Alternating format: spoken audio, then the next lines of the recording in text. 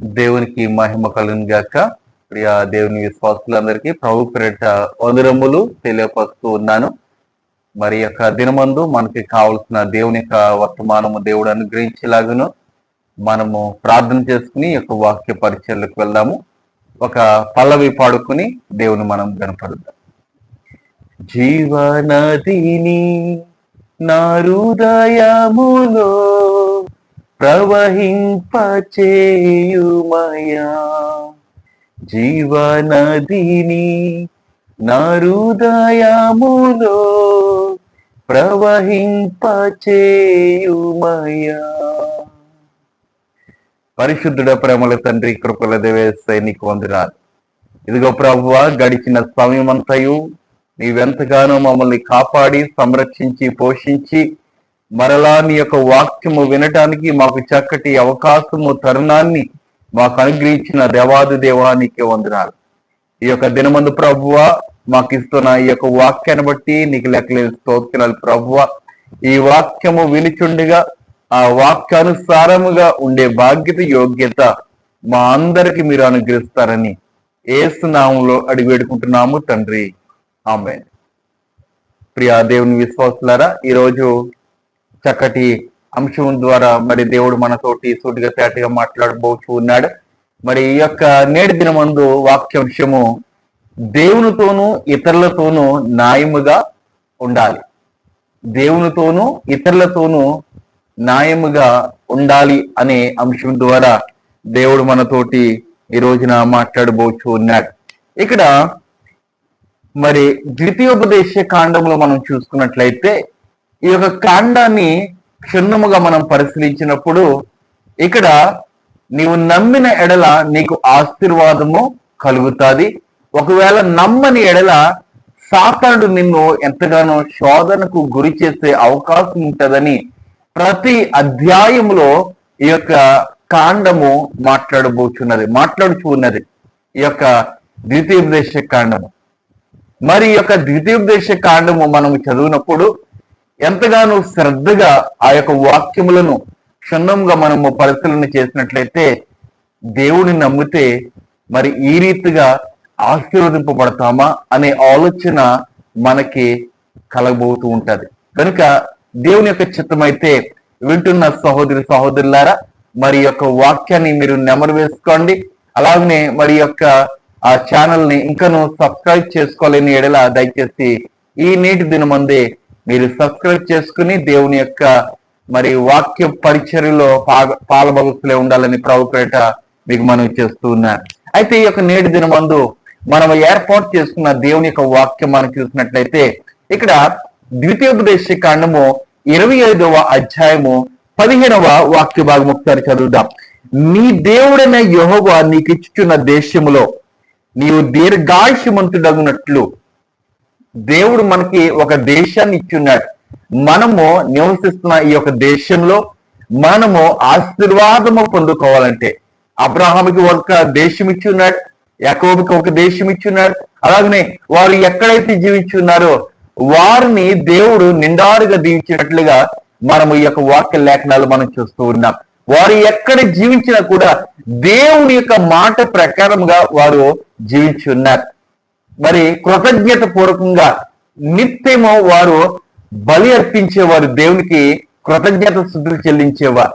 ఈ నేటి దినమందు మనము ఆశీర్వాదము పొందుకోవాలంటే మనము ఇతరుల పట్ల అనగా మరి ఈ యొక్క లోకస్తులతోటి అనగా దేవునికి బిడలైన అలాగనే లోకస్తులైన అన్యజనులైన దేవుని ఎరగని వారైనా వారితో మనం ఎలా ఉండాలంటే న్యాయముగా ఉండాలని ప్రభువు మనకి తెలియపరుస్తూ ఉన్నారు.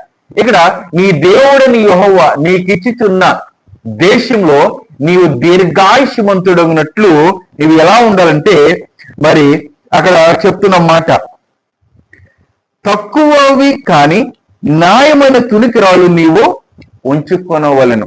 ఏమండి, తక్కువగా అంటే నిన్నటి దినం మనం చదువుకున్నాము కదా, న్యాయముగా మనము ఏ వ్యాపారమైనను చేయాలి. మనము ఒకరిని అన్యాయము చేయకూడదు. వారు పేదవారైనా లేకపోతే విధవరాళ్ళైనా లేనివారైనా ఎవరినైనా సరే మనము ఏం చేయాలంట? వారికి న్యాయముగా తీర్పు తీర్చాలి, అలాగనే న్యాయంగా వారికి మనం ఇవ్వాలి. ఏమండి, వారు ఏమి మాట్లాడలేరు కదా, వారు ఎదిరించలేరు కదా, వారికి ఎలా ఇచ్చినా మనము ఒకవేళ ఏదైనా కాయగూరల వ్యాపారము లేకపోతే ఏదైనా మరి వ్యాపారం చేస్తున్నప్పుడు ఎవరైనా మరి పేదవారు వచ్చారనుకోండి, ఆ పేదవారికి మనము తక్కువగా కొలిచి ఇచ్చి ఉన్నాం అనుకోండి, ఏమండి ఆ కొలతను బట్టే దేవుడు మనకి తీర్పు తీరుస్తాడు. ధనికులు ఉన్నప్పుడు వారికి ఎంతగానో ఆచితూచి వారితో మాట్లాడతాము, ఆచితూచి వారికి చక్కగా కొలత వేసి మనం ఇస్తూ ఉంటాం. కానీ పేదవారికి లేదంటే ఇలాగా ఏమంటారు విధవరాళ్ళకి మనము అన్యాయము చేయకూడదని ప్రభువు ఈ యొక్క వాక్య లేఖనాల్లో మనకి తెలియపరుస్తున్నాడు. అయితే ఇక్కడ నీకు ఇచ్చిన దేశంలో నీవు దీర్ఘాయుష్మంతుడగినట్లు తక్కువవి కానీ న్యాయమైన తునికి రాళ్ళు నీవు ఉంచుకునవలెను. న్యాయమైన తునికి రాళ్ళు అనగా నీ మనసును న్యాయముగా ఉంచుకునవలనని ప్రభువు డైరెక్ట్ గా మనతోటి మాట్లాడుతూ ఉన్నాడు.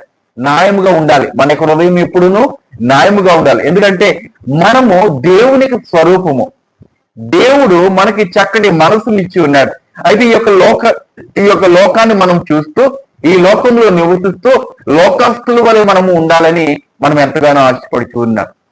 ఈ లోకస్తులు ఈ లోకంలోనే ఉండిపోతారు ప్రభు యొక్క రాకడలో. కానీ ఎప్పుడైతే దేవుని యొక్క మాట విని దేవుల్లో బలము పొందుకుంటారో వారు ఎత్తబడే గుంపులో ఉంటారని ప్రభు వాక్యాల ద్వారా మనతో మాట్లాడుతున్నాడు. అందుకనే దేవునితోనూ ఇతరులతోనూ న్యాయంగా ఎప్పుడునూ మనం ఉండాలి. ఏమండి, దేవుని యొక్క దేవుని యొక్క సంఘంలో ఇచ్చేదానిలో మనం న్యాయంగా ఉంటూ ఉన్నాం. అలాగనే ఈ యొక్క లోకస్తులు ఇతరులతో కూడా న్యాయంగానే అలాగనే ఉండాలి. ప్రియదేవులారా, ఏమండి కొంతమంది దేవుని యొక్క సన్నిధానంలో కూడా న్యాయముగా ఉండలేని వారిని మనం చూస్తూ ఉన్నాం. ఏమండి డబ్బు కొరకు సేవ చేసేవారు చూస్తూ ఉన్నాం. డబ్బు కొరకు ఏమండి ఆ యొక్క పదవులను ఆశించే వారిని మనము చూస్తూ ఉన్నాం. అలాగనే ఉండకూడదని ప్రభు యొక్క దినమందు మనకి తెలియపరుస్తున్నాడు. ప్రియ దేవుని సంగమ, ఏమండి దేవునితోనూ ఇతరులతోనూ ఎప్పుడూను న్యాయముగానే మనము ఉండాలి. ఇతరులకి మనము ఏదైనా అన్యాయం చేస్తామనుకోండి, దేవుడు మనకు అన్యాయం చేస్తాడు. ఏమండి ఇతరులతోటి ఏమండి వారు దేవుని ఎరగలేరులే, లేకపోతే వాళ్ళు పేదవాళ్ళే, లేకపోతే విధవరాళ్ళే, వాళ్ళు ఏం చేయలేరులే అని అనుకుంటే వారి పక్షముగా దేవుడు ఉన్నాడని జ్ఞాపకం చేసుకో. ఏమండి ఏమీ లేని వారి పక్షముగా దేవుడు ఉన్నాడని నీ జ్ఞాపకం చేసుకుని భయపడి దేవునికి భయపడాలండి. దేవునికి భయపడి వారికి న్యాయం తీర్చాలని ప్రభుపేట మిమ్మల్ని కోరుతూ ఉన్నాను. అలాగనే 1 పేతురు 3వ అధ్యాయము 10వ వాక్య భాగంలో కూడా దేవుడు మనతో మాట్లాడుతున్నాడు. అయితే ఈ యొక్క వాక్యాన్ని మనం చదువుదాము.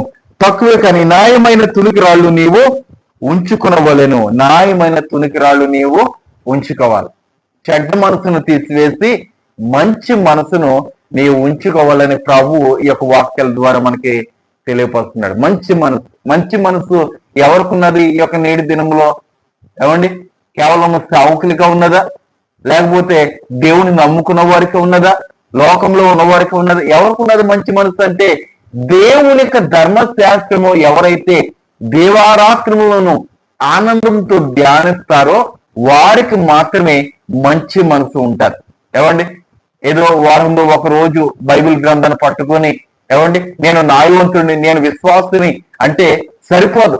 ప్రతి దినము దేవునికి వాక్యము ధ్యానం చేస్తూ ఆ ధ్యానము ద్వారా నీకు మంచి మనసు వస్తుంది. ఆ ధ్యానం ద్వారా దేవునికి భయపడతావు. ఇతరులకు ఏ రీతిగా చేయాలో ఈ యొక్క గ్రంథము నీకు నేర్పిస్తుంది. ఈ గ్రంథం ఏమంటున్నది? న్యాయముగా ఉండాలంటున్నది. ఏమండి హెచ్చు తగులు కలిగిన ఆ యొక్క రాళ్లను నీవు నీ యొక్క సంచిలో ఉంచుకోకూడదని నిన్నటి దినమందు వాక్య లేఖనాల ద్వారా మనం పరిశీలన చేస్తూ ఉన్నాం. అయితే ఈ యొక్క నేటి దినమందు కూడా అటువంటి రాళ్ళు, అటువంటి తునికి రాళ్ళు నీ సంచిలో ఉండకూడదు. అలాగనే నీకు చక్కటి మంచి మనసు కూడా కలిగి ఉండాలని ప్రభు వాక్యంలో తెలియపరుస్తున్నాడు. ఒకవేళ మనకి మంచి మనసు కలిగి ఉన్నదనుకోండి, మనలను దేవుడు ఏం చేస్తాడంట?